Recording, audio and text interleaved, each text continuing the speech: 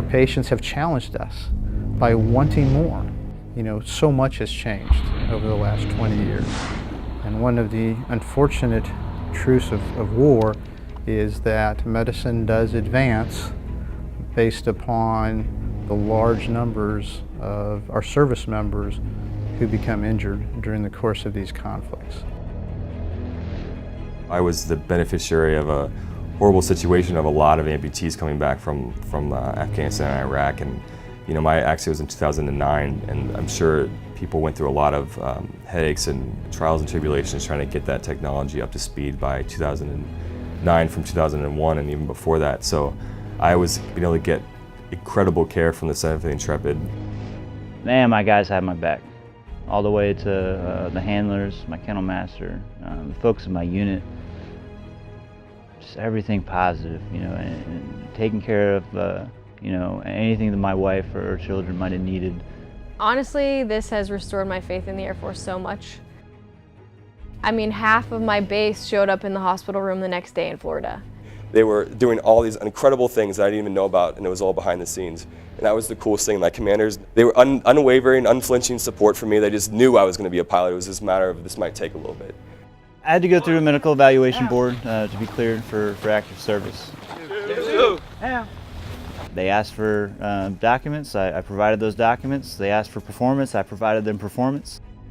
You know, I was in a unique place trying to come back into the Air Force, and by no means was that going to be an easy ride. In rehab, you realize, oh, how much of my identity was I had in being a pilot? Like, who am I when I'm not a pilot?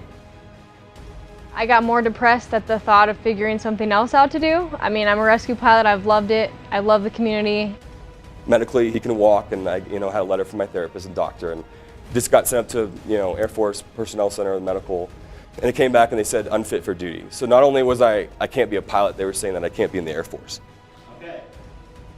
Adversity is something that will happen. It's not a matter of when, it's going to happen. But you have a choice to be defined by your adversity or be defined by how you overcome it.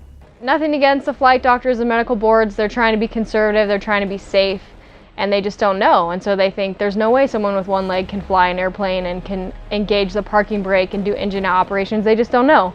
They were looking at it as like, he's a pilot, he doesn't have a leg, you can't fly without a leg. So now I got back and we had a team of people at Laughlin, and we said, we're going to show them. He showed me swimming, running, the stuff from the war games. We put together me doing the Air Force PT test and being able to pass without any type of profile. And then the hardest thing for me was just patience.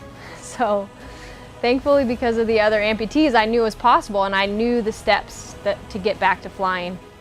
The support network that I had was immensely strong.